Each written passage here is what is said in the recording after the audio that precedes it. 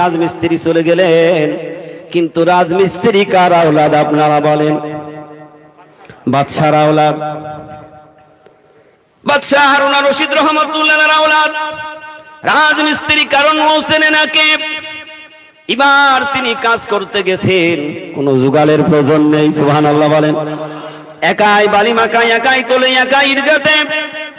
কিন্তু দেখবেন যারা বড় লোক কাজ লাগিয়ে দিয়ে কিন্তু আর দেখাশোনা করে না, থাকে ঘরে সময় মতো টাকা দেওয়ার জন্য ক্ষেতের গোড়ায় আসে, কথা ঠিক না বেঠিক? এবার কাজই হবে, ছুটির সময় এসে দেখছে মাশাআল্লাহ এত কাজ করেছে, 2-5টা মিস্ত্রি নিলেও এত কাজ হওয়া সম্ভব না। কিন্তু উনি তো দেখে নাই কিভাবে কাজ করেছে, মনে মনে চিন্তা করলেন যে এই মিস্ত্রি দিয়েই আমার ঘরের বাকি কাজ শেষ করব। উনি টাকা দেওয়ার সময় চিন্তা করলো এত কাজ যখন করেছে 1 টাকা দিই কেমনে? কথা বলেন। দেখবেন এমনও আছে তাফসির মাহফিলে এসে যদি জলসা হয় আপনাদের, ঠিক না বলেন? জলসার হুজুর যদি একটু বেশি আন্টি শান্টি মারতে পারে, দেখবেন যাওয়ার সময় হাদিয়া তো আছে আরো মুনাফা 30,000 আছে না নাই? কিন্তু বলে না যে হুজুর আমার গাড়ির তেল পুড়ছে 200 টাকার, আপনি 2000 টাকা দেন কে? এ কথা বলে। আপনি 50,000 দেবেন কে? আমার তো খরচ হয়েছে 500 টাকা, 5,000 টাকা, আপনি 50,000 টাকা দেন, বলবে না। তো এখন আল্লাহওয়ালা কারে বলে? আমি যে কেন এগুলি বোঝাবার জন্য বলছি, তো টাকা অনেকগুলি টাকা বের করে দিয়েছে। কি বলছেন? বলছেন না আপনি মিথ্যাবাদী, আমি আপনার কাজে এসে ভুল করেছি। সুবহানাল্লাহ জোরে বলেন। কারণ আপনি ওয়াদা করেছেন আমাকে টাকা দেবেন কয়টা? জোরে বলুন। 1 টাকা দেবেন, কিন্তু আপনি এত টাকা দিচ্ছেন কেন? না আমি বেশি টাকা নিতে। চিন্তা করলেন যাক আজকে যদি না দেয় এদিনকে যা হোক আরো বেশি দেব, বলে নেবো আগেই। কিন্তু উনি চলে গেছেন, পরের দিন আবার যাই দেখছেন যে খোঁজ করার জন্য গেছে, মিস্ত্রির বাকি কাজটা আমি তাকে দিয়েই করব। যাই দেখছে আর রাস্তার কিনারে আর নাই। অনেক খোঁজাখুঁজি করলেন, যারা খবর দিয়েছিলেন তাদেরকে জিজ্ঞাসা করলেন যে আচ্ছা বলো তো এই জায়গায় যে মিস্ত্রি পাওয়া যায়, তো সেই মিস্ত্রির ঠিকানা তো আমি জানি না, সে মিস্ত্রি যে কোথায় গেল? বললো তাকে আর পাবেন না, পাইতে হলে আবার আগামী শুক্রবার পাবেন। সুবহানাল্লাহ জোরে বলেন। কোন দিন পাবেন? অপেক্ষা করলেন যে যাক আমি সেই শুক্রবার পর্যন্ত কাজটা রেখে দিলাম, এই মিস্ত্রি দিয়েই কাজ করব, কারণ একা যা কাজ করেছে 5টা মিস্ত্রির দ্বারাও সম্ভব না। শুক্রবারের দিন আবার গেলেন, যাই দেখছে তিনি বসে না, শুধু কোরআনুল কারীমের তেলাওয়াত করছে। সুবহানাল্লাহ বলেন।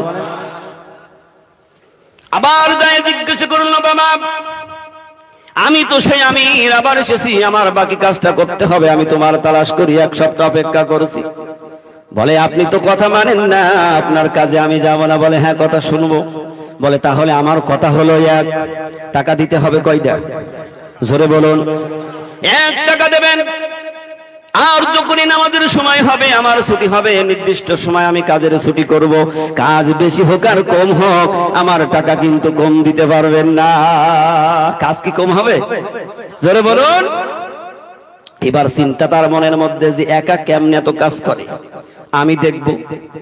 আড়ালে বসে আছে বাদশাহ হারুন আর রশিদ রহমতুল্লাহর আওলাদ রাজমিস্ত্রি, নিজেই মশলা তৈরি করলেন।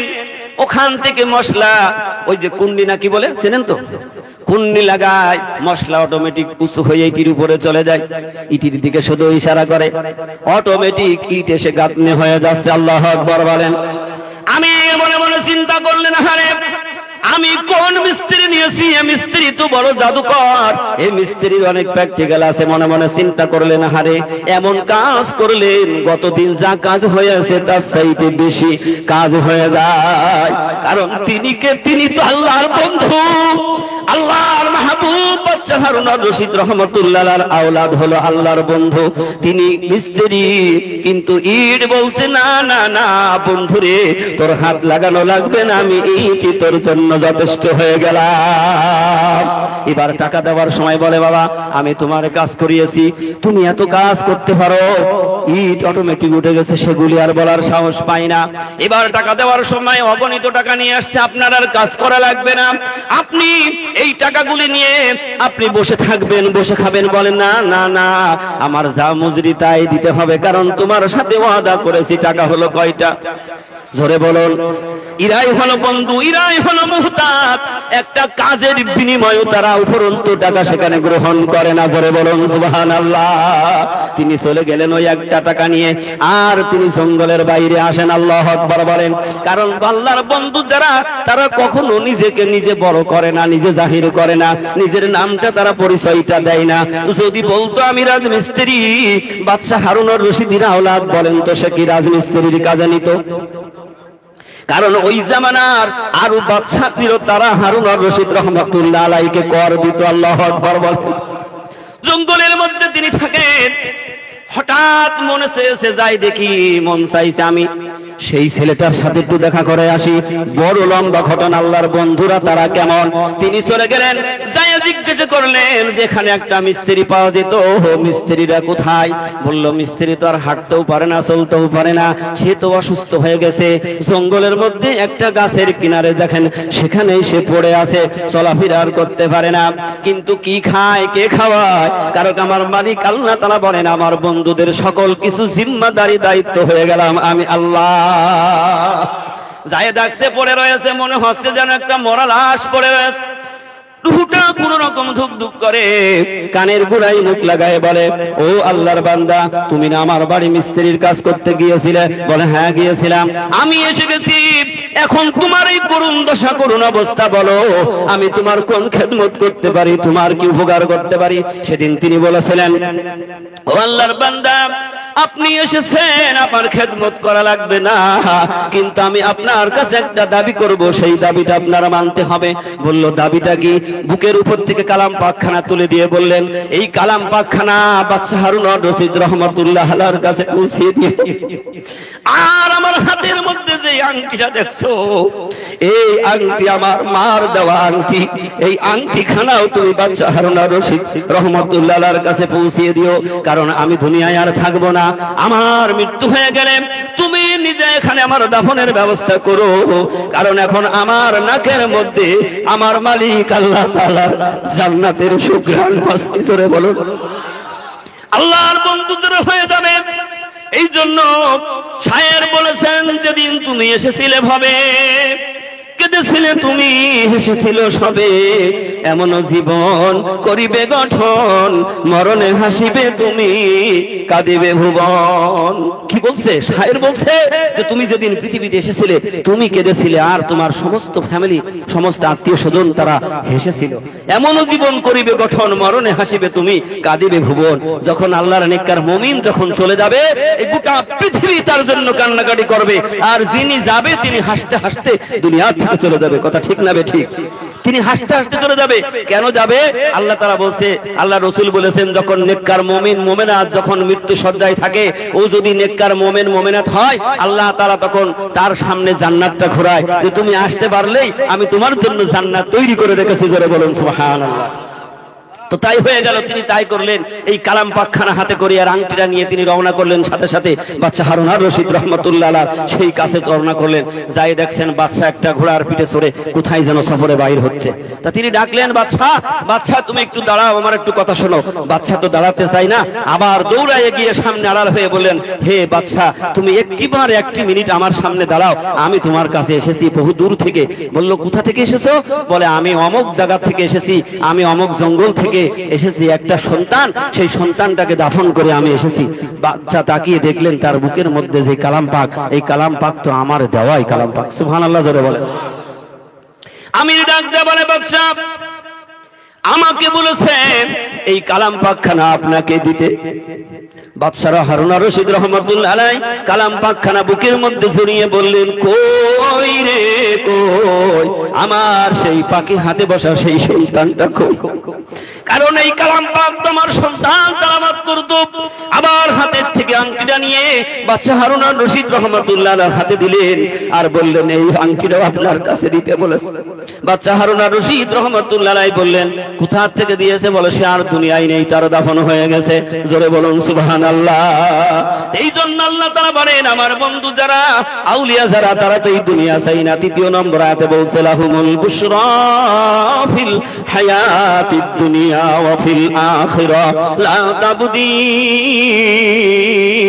বিকালিমাতিল্লাহ যালিকা হুয়াল ফাউজুল আযীম। জোরে বলুন সুবহানাল্লাহ। তারা দুনিয়ার বাদশা হিসাবে না, দুনিয়ার শান শওকত আর মায়ের ভোগ বিলাস তারা কখনো সেটা আরাম মনে করবে না। আজ একটু লক্ষ্য করুন, জামানার মুজাদ্দেদ হযরত মাওলানা সুফি মুফতি আযম গাজী রহমাতুল্লাহ আলাইহি বাবার জমিদারি ছেড়ে দিলেন, সমস্ত শান শওকত আর আমায় ছেড়ে দিয়ে বাগবাড়ি ওই ছোট্ট হুজরা কায়েম করে একটা খাজুরের চাটাই বেছে নিলেন। জোরে বলুন সুবহানাল্লাহ। কারণ নবীজির দরবার আর কামেল মুর্শিদের দরবার একই দরবার রয়েছে। যে রাসূল সাল্লাল্লাহু আলাইহি সাল্লাম যখন মজলিস নিতেন, সাহাবায়ে কেরাম নিয়ে বসতেন, সেখানে কোন রাসূলের জন্য আলাদা কোনো সিংহাসন থাকতো না। আল্লাহু আকবার বলেন। কারণ সাহাবারা আর নবী এক সানাইতে বসে যেতেন, নতুন কেউ যদি যাইতেন তাহলে কোনটা সাহাবী আর কোনটা রাসূল চিনার উপায় থাকতো না। তার প্রমাণ তাকাও, বাগমানি তাকাও, কোনটা মুর্শিদ আর কোনটা মুরিদ চিনার উপায় থাকে না। জোরে বলুন সুবহানাল্লাহ। এই দরবার হলো নবীওয়ালা দরবার, এই দরবার হলো কালাম পাকের দরবার, এটা হলো কামেল ওলি আল্লাহর দরবার, ওলি বানাবার কারখানা। যেখানে যে কারখানা ফ্যাক্টরি হয় সেই ফ্যাক্টরি তাই হয়, কথা ঠিক না বেঠিক? লোহা যেখানে তৈরি হয় সেখানে তো স্বর্ণ হয় না, আর যেখানে স্বর্ণ তৈরি করে সেখানে লোহার কারবার হয় না। বাগবাড়ি মানিকতলা হলো ওলি বানাবার কারখানা। সুবহানাল্লাহ বলবেন না? আজকে একটু আপনাদের দিকে লক্ষ্য করুন। এই তো হুমরা বাড়ির কাছে না, আপনাদের হুমরা বাড়ির কাছে না? কেউ ভেবেছে ওই আমার কামেল মুর্শিদের সোহবত এখতিয়ার করার কারণে, মুর্শিদকে ভালোবাসার কারণে, নিজের জীবনখানা ওইখানে ছুপে দেওয়ার কারণে আমার মালিক আল্লাহ তাআলা আরিফ বিল্লাহর বাদশা বানিয়ে দিয়েছে? জোরে বলুন সুবহানাল্লাহ। এই জন্য শতভাগ অন্তরে ভালোবাসা মায়া যার থাকবে সে তত দরজা হাসিল করবে। সুবহানাল্লাহ বলেন। আবু বকর সিদ্দিক রাদিয়াল্লাহু তাআলা আনহুর দিকে একটু লক্ষ্য করুন। আজকে কামেল ওলি আল্লাহ কি আছে একটু চিন্তা ফিকির করি না। আমরা শুধু যাই ভুল ধরার জন্য, শুধু তালাশ করি, ছিদ্র তালাশ করি, নিজেকে নিজে কখনো চেষ্টা করি নাই আমি কে, নিজেকে নিজে চিনতে পারি নাই, কথা ঠিক না বেঠিক? এই জন্য বেশি আলোচনা আমার নয়, আমার কথা হলো বেশি অহংকার ফকর দেখিও না, অহংকারের মালিক তুমি নও। আল্লাহ নিজে বলছেন কালাম পাকের মধ্যে। আল্লাহ রাব্বুল আলামিন বলেন, ওয়ালা তামশি ফিল আরদি মারহান ইন্নাকা লান তাখরিকাল আরদা ওয়া লান তাবলুগাল জিবালা তুলা। কার কথা? জোরে বলুন কার কথা? আল্লাহ তাআলা বলেন, বান্দারে তুমি বেশি অহংকার করো না। আল্লাহ নিজে বলছেন, অহংকার করে তুমি আমার জমিন ফাটাইতে পারবা না। অহংকার করে তুমি আমার জমিন ছেড়ে দিয়ে ওই পাহাড়ের উপরে আশ্রয় নিয়ে তুমি থাকতে পারবা না। পাহাড়ের উপর মানে পাহাড়ে চড়ে নয়, শূন্যের উপরে যাওয়ার কথা আল্লাহ বলছে। তোমার যদি এত অহংকার হয় বান্দা, আমার জমিনটাকে তুমি পরীক্ষা করার জন্য লাথি লাগাও, আমার জমিনে লাথি মারো। জমিন যদি শুকনা হয় তোমার ঠ্যাং ভাঙবে, ঠিক না বেঠিক? আবার আমার মালিক আল্লাহ তাআলা বলছেন, জমিন যদি কাদা যুক্ত হয়, নরম হয়, কোমর পর্যন্ত, কোমর চেনেন তো, কোমর পর্যন্ত গেড়ে যাবে, আমার জমিন তুমি ফাটাইতে পারবা না। আমার জমিন ছেড়ে দিয়ে শূন্যের উপরে তোমার বসবাস করার শক্তি নাই। কিসের অহংকার? আল্লাহ কোরআনুল কারীমের মধ্যে এই জন্য বলছেন, ওয়ালা তামশি ফিল আরদি মারহান ইন্নাকা লান তাখরিকাল আরদা ওয়া লান তাবলুগাল জিবালা তুলা। আল্লাহ বলছে জমিনও ফাটাইতে পারবা না, আমার পাহাড়ের উপরে ওই উঁচু ফাঁকা জায়গায় তুমি বসবাস করতে পারবা না। তাহলে গোলামি করো আমি মালিক আল্লাহ, আর আমি আল্লাহ তাআলার কাছে মাথা নত করে দাও। সুবহানাল্লাহ জোরে বলেন। আর তোমাদের মাঝে যারা হুকুমদার, আল্লাহ তাআলা বলছে তোমাদের মাঝে যারা হুকুমদাতা তাদেরকে কি করো? তাদেরকে মান্য করো, তাদের সাথেই তোমরা সঙ্গ লাভ করো। আল্লাহ তাআলা বলছেন এই জন্য, ইয়া আইয়ুহাল্লাযীনা আমানুত্তাকুল্লাহা ওয়া কুনু মাস-সাদিকিন। আল্লাহ বলছে হে ঈমানদাররা, তুমি কি করো? আমি আল্লাহকে ভয় করো আর আমার সত্যবাদীর সাথে হয়ে যাও। সুবহানাল্লাহ বলেন। তাহলে যদি পরবর্তী এই সময় যদি কামেল ওলি আল্লাহ সত্যবাদী যদি না হতো, শুধুই যদি নবী মুহাম্মদুর রাসূলুল্লাহ হতো, একটা মানুষও সাথী হইতে পারতো না। কথা ঠিক না বেঠিক? সাথী হওয়ার কোন রাস্তা ছিল? রাসূল সাল্লাল্লাহু আলাইহি সাল্লাম 2000 বছর আগে চলে গেছে। আল্লাহ নিজে বলছে আমার সত্যবাদীর সাথী হও। কারণ আল্লাহ নিজে বলেছে যে আমি কিয়ামত পর্যন্ত আমি চতুর্থ শ্রেণী মনোযুক্ত করেছি, শেষ যারা তারা হলো কামেল ওলি আল্লাহ। সুবহানাল্লাহ জোরে বলেন। তাহলে সেই কামেল ওলি আল্লাহর কাছে যাইতে হবে, তার অনুসরণ অনুকরণ করতে হবে। ওই কামেল ওলি আল্লাহ কি করবে?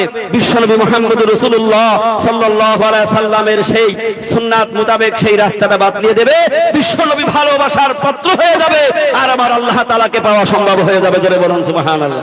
আর কি দলিল চান? আর কি দলিল? এই জন্য আল্লাহ তাআলা বলছে যে আমি এমন কিছু বাকি রাখি নাই যা তুমি কালাম পাকের মধ্যে পাবে না। এই জন্য শুধু পড়তে হবে। কি করতে হবে?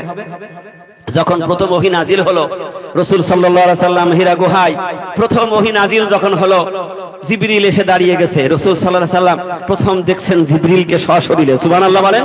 জিবরিল এসে বলছে, আল্লাহর হাবিব বিশ্বনবী আপনি পড়ুন। তার মানে কি? উনি কি পড়বে? উনি তো এর আগে পড়ে নাই। জিবরিল আবার বলেন, ইয়া রাসূলুল্লাহ আপনি পড়ুন। আল্লাহ রাসূল দাঁড়িয়ে রয়েছেন। জিবরিল বললেন, ইকরা বিসমি রাব্বিকাল্লাযী খলাক। পড়ুন আপনার প্রভুর নামে। খলাকাল ইনসানা মিন আলাক। যিনি আপনার এক ফোঁটা পানির দ্বারা সৃষ্টি করেছেন, সেই প্রভুর নামে আপনি পড়ুন। রাসূল বললেন, আমি তো পড়তে জানি না, আমি তো পড়তে পারি না। জিবরিল ঝাপটা দিয়ে জড়িয়ে ধরলেন বিশ্বনবী জনাবে মুহাম্মদ রাসূলুল্লাহ সাল্লাল্লাহু আলাইহি সাল্লামকে। জিবরিল জড়িয়ে ধরলেন, সিনার থেকে সিনা মোবারক লাগিয়ে দিলেন। সুবহানাল্লাহ বলবেন না? এমন ভাবে চাপ দিয়ে ধরেছেন, রাসূল বলছেন মনে হচ্ছে জিবরিল যেন আমার সাথে মিশে গেছে। জিবরিল ওহী নাজিল করে দিয়ে চলে গেলেন। রাসূল সাল্লাল্লাহু আলাইহি সাল্লাম হীরা গুহার থেকে নেমে আসলেন। আসার পরে ঘরে গেলেন, জ্বর এসে গেল। খাদিজা রাদিয়াল্লাহু তাআলা আনহার কাছে বললেন, আমার এই ঘটনা ঘটে গেছে। খাদিজা রাদিয়াল্লাহু তাআলা আনহার ভাই ছিলেন ওই জামানার সবচেয়ে বড় পণ্ডিত। সুবহানাল্লাহ জোরে বলেন। ভাইয়ের কাছে গিয়ে, অনেক লম্বা ইতিহাস সংক্ষেপে বলছি, ভাইয়ের কাছে গিয়ে যখন বললেন এই ঘটনা ঘটে গেছে, তিনি বললেন চিন্তা করো না, আমি তাওরাতের মধ্যে জব্বুরের মধ্যে আমি পড়েছি যে শেষ জামানায় আহমদ মুহাম্মদ নামে একজন পয়গম্বর আসবে, তিনি হবেন আখিরি জামানার পয়গম্বর, শ্রেষ্ঠ নবী মুহাম্মদুর রাসূলুল্লাহ সাল্লাল্লাহু আলাইহি ওয়াসাল্লাম। আমার মনে হচ্ছে আল্লাহর পক্ষ থেকে ওহী নাজিল হয়ে গেছে। জোরে বলুন। খাদিজা এসে বললেন, ইয়া রাসূলুল্লাহ ভয় পাবার কোনো কারণ নেই, ভয় পাবার কোনো কারণ নেই। আল্লাহ তাআলা আবার ওহী নাজিল করলেন, হে রাসূল তোমাকে এত, রাসূল সাল্লাল্লাহু আলাইহি সাল্লাম তখন মুখস্থ করার জন্য খুব ব্যতিব্যস্ত হওয়া শুরু করে দিলেন, তড়িঘড়ি লেগে গেল। আল্লাহ তাআলা ওহী নাজিল করে দিলেন, হে আমার পয়গম্বর এই মুখস্থ করার জন্য তোমাকে এত ব্যতিব্যস্ত হতে তুমি চিন্তা করেই পারবে না, এর সংরক্ষণের দায়িত্ব আমি আল্লাহ নিজ হাতে রেখে দিলাম। আল্লাহ তাআলা কালাম পাকের মধ্যে বলছেন, ইন্না নাহনু নাযালনাল যিকরা ওয়া ইন্না লাহু লাহাফিজুন। আল্লাহ বলছে কোরআন নাজিল করেছে আমি, আর সবটুকু সংরক্ষণের দায়িত্ব আমি আল্লাহ আমার নিজ হাতে। জোরে বলুন সুবহানাল্লাহ। ও আমার আব্বারা ভাইরা, তাহলে বোঝা গেল জামানার মুজাদ্দিদ হযরত মাওলানা সুবি মুফতি আযান গাছী রাহমাতুল্লাহ আলাইহির দরবার আর আমার আল্লাহর রাসূলের দরবারের সাথে একই মিল রয়েছে। সুবহানাল্লাহ বলেন। কারণ আযান গাছী রাহমাতুল্লাহ আলাইহি একটা কথা বলেন যে তিনি নিজের থেকে এই কথা বলেছে। অনেকে বলতে পারেন যে হাক্কানি দরুদ শরীফ কোথায় পেলেন? দরুদ মানেই তো আমরা জানি না। দরুদ মানে কি? তাহলে না জানলে কেমনে হবে বলেন? আসলেই তো সেই বস্তুটা জানার দরকার আছে না নাই? দরুদ মানে হলো দোয়া। দরুদ মানে কি? দোয়া। আমরা অনেকে ব্যাখ্যা দিই আল্লাহ নিজে দরুদ পড়ছে। আরে দরুদ পড়া মানে কি আল্লাহ নিজে দোয়া করছে? ইন্নাল্লাহা মালায়েকাতাহু ইউসাল্লুনা আলান নবী ইয়া আইয়ুহাল্লাযীনা আমানু সাল্লু আলাইহি ওয়া সাল্লিমু তাসলিমা। আল্লাহ নিজে বলছে, হে ঈমানদারেরা আমি আল্লাহ আমার নবীর উপরে শান্তি বরকত দরুদ দোয়া আমি পাঠাই, আমার সমস্ত সাহাবারা আমার রাসূলের প্রতি দোয়া দরুদ পাঠাই। হে দুনিয়ার মানব জাতি তোমরা আমার নবীর উপরে দরুদ পাঠ করো। এই দরুদের কথাটা যে যেমন আহাল তার এরিয়া সেমন, ঠিক না বেঠিক? কথা বলেন। যে যেমন আহাল তার এরিয়া সেমন, সে আহালকে নিয়ে বাঁচাবে। বিশ্বনবী জনাবে মুহাম্মদুর রাসূলুল্লাহ সাল্লাল্লাহু আলাইহি সাল্লাম বলেছেন, যেই ব্যক্তি বেশি বেশি দরুদ পাঠ করবে সে আল্লাহর কাছে সবচেয়ে প্রিয় বান্দাতে হয়ে যাবে। আর একবার দরুদ পাঠ করবে আল্লাহ তাআলা বলেছে তার 10টা গুনাহ মাফ হয়, 10টা পদমর্যাদা সে বৃদ্ধি পায়। সুবহানাল্লাহ বলবেন না? আযান গাছী রাহমাতুল্লাহ আলাইহি দোয়া করেছেন, প্রত্যেকটা ওলি আল্লাহরা তারা দরুদ পড়েছে। বড় পীর আব্দুল কাদের জিলানী রাহমাতুল্লাহ আলাইহির দরুদের মধ্যে ওনার নামটা উচ্চারণ করতেন। সুবহানাল্লাহ বলেন। কারণ ও তো দোয়া। দরুদ মানে কি? দোয়া। এই দোয়া যখন করবে, এখনো যদি কেউ দোয়ার দরুদের মধ্যে নিজের নাম দেয় তাতে গুনাহ হবে না। কিন্তু জামানার মুজাদ্দিদ হযরত মাওলানা সুবি মুফতি আযান গাছী রাহমাতুল্লাহ আলাইহি আগেই তো নিজেকে মিটিয়ে দিয়েছেন। নিজের কোনো গর্ব নেই, নিজের কোনো নাম নেই। নাম আছে, গ্রামের নামেই তিনি পরিচিত, নামটা তো আগেই মিটিয়ে দিয়েছেন। তিনি হাক্কানি দরুদ দিয়েছেন। কারণ এই দরুদ কেন হাক্কানি? দরুদ হলো প্রথম অংশগুলি কোরআনের অংশ। আল্লাহুম্মা শব্দ কোরআনে আছে না নাই? সাল্লি ওয়া সাল্লিম যেখানে দরুদ পড়ার কথা বলছে ওখানে আছে। ওয়া বারিক আলা আছে না নাই? রাসূলিল কারীম এই কথাগুলি সব কিসের? কোরআনের কারীম কথা। তো এখানে বলা হয়েছে আল্লাহ তুমি সেই তুমি রহমত বরকত অবতীর্ণ করো তোমার আখিরি জামানার পয়গম্বর বিশ্ব নবী মুহাম্মদুর রাসূলুল্লাহ সাল্লাল্লাহু আলাইহি সাল্লামের উপরে এবং তার সহধর্মিনী এবং তার আহলে বায়েত সাহাবায়ে কেরাম সবার উপরে আল্লাহ তোমার রহমত শান্তি বর্ষণ করো। আজান গাছী রহমাতুল্লাহ আলাইহি এই কথাগুলি বলছেন। তুমি এই রকমের শান্তি অবতীর্ণ করো যে রকমের শান্তি তুমি অবতীর্ণ করেছিলে সমস্ত মুসলমানের জাতির পিতা হযরত ইব্রাহিম আলাইহিস সালামের উপর এবং তার বংশধরগণের উপর। সুবহানাল্লাহ বলেন। আল্লাহ রহমত বর্ষণ অবতীর্ণ করেছিল না ইব্রাহিম আলাইহিস সালামের উপরে? আজান গাছী রহমাতুল্লাহ আলাইহি না বুঝে না জেনে তিনি এই দোয়াগুলি করেছেন। লেখাপড়া নেই, বিদ্যা নেই, বুদ্ধি নেই, একটা আলিফের জ্ঞান নেই, আমরা ফতোয়া দেই কি ওর কি জানে। সাবর সিংহপুরী রহমতুল্লাহ আলাইহি তিনি পাক জমানায় বলতেন যে ভারতবর্ষের মধ্যে এত বড় মুহাদ্দিস মুফতির জন্ম হয় না, জোরে বলেন সুবহানাল্লাহ। আর এত বড় আরিফ বিল্লাহর বাদশাও জন্ম হয়নি, কেউ লেখার সাহস পায়নি। ফকিরি হুজরা মুবারক রাবিয়া বসরি রহমতুল্লাহ আলাইহি তিনি রওনা করেছেন, কাবার জিয়ারতে যাবেন। বলকের বাদশা ইব্রাহিম বিন আদহাম তিনিও গেছেন। বলকের বাদশা ইব্রাহিম বিন আদহাম চলেছেন কিছুক্ষণ, আবার যাই নামাজ বিছিয়ে দুরিকাত নামাজ শুকরিয়াতন আদায় করেছেন, আবার হেঁটেছেন। হাঁটতে 40 বছর জিন্দেগি পার হয়ে গেছে। বলকের বাদশা ইব্রাহিম বিন আদহাম কাবায় গিয়ে বড় খুশি। সুবহানাল্লাহ বলবেন না? বড় খুশি, কাবার জিয়ারত করবেন, সেখানে তিনি তওয়াফ করবেন। যায় দেখছে উনার চোখে আর কাবা দেখতে পাচ্ছেন না, কাবার জায়গাটা খালি রয়েছে। সিজদায় পড়ে গেলেন, মালিক এত কষ্ট করে আমি আপনার এই কাবার উদ্দেশ্য করে আমি এসেছি, আমি একটু জিয়ারত করব, এখানে দুই রাকাত নামাজ পড়বো, আমার জানের তৃপ্তি মেটাবো। আয় আল্লাহ তাআলা, আমি কাবা পাই না কেন?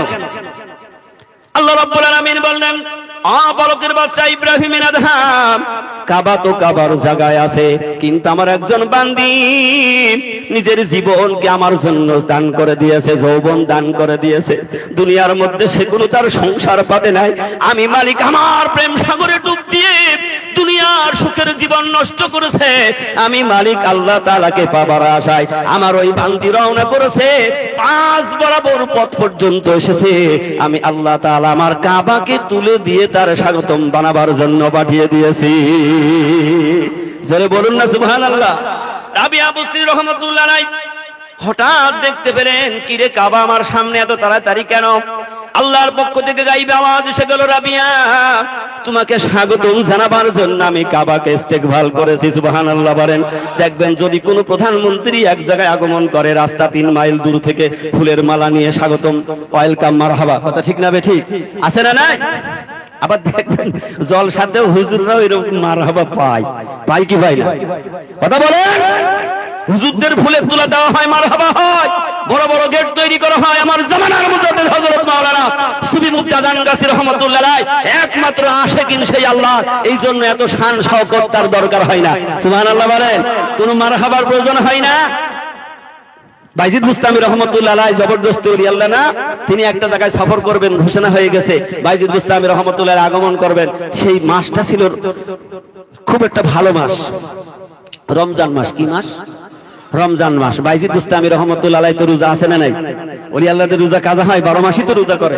তো সেই জায়গায় উনি সফর করেছেন, দীর্ঘ পথ অতিক্রম করে যায় দেখছেন বাবা বিশাল বড় বড় গেট, চতুর্দিকে সব ফুলের মালা নিয়ে দাঁড়িয়ে আছে, যে বাইজিদ বুস্তামি রহমতুল্লাহ আসবে, ওয়েলকাম মারহাবা ফুলের তোড়া দিয়ে সব বরণ করে নেবে। তো উনি চিন্তা করলেন যে আমি কি হয়ে গেলাম যে আমাকে এত বড় মারহাবা, আমাকে এত কিছু হবে।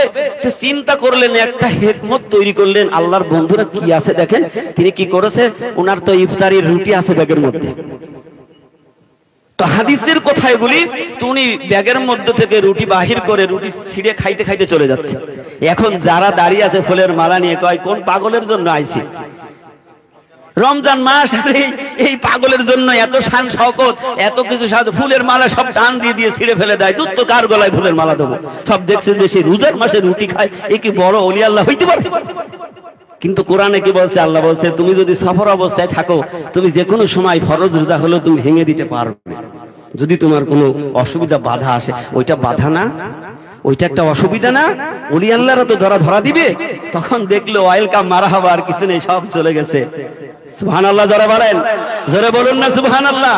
এই জন্য নিজেকে নিজে বড় মনে না করি, ধ্বংস হয়ে যেতে হবে। তো জামানার মুজাদ্দিদ হযরত মাওলানা সুফি মুফতি আজান গাছী রাহমাতুল্লাহ আলাইহি যে দরুদের কথা বলতেছিলাম, যে ইব্রাহিম আলাইহিস সালাতু ওয়াস সালামের উপরে আপনি যেই রহমত শান্তি বর্ষণ করেছেন এবং তার আহালের উপরে যেই রহমত ইব্রাহিম আলাইহিস সালামের উপরে রহমত শান্তি কতটা হয়েছে একটু হিসাব করেছি জিন্দেগিতে? যে একটা মানুষ 40 দিন আগুনের মধ্যে পোড়াবার জন্য ফেলে রেখেছে, কতদিন? জোরে বলুন। তো ইব্রাহিম আলাইহিস সালাম, সময় আছে তো, ইব্রাহিম আলাইহিস সালামকে আগুনের মধ্যে ফেলে দেবেন, চরকের উপরে চড়িয়েছেন।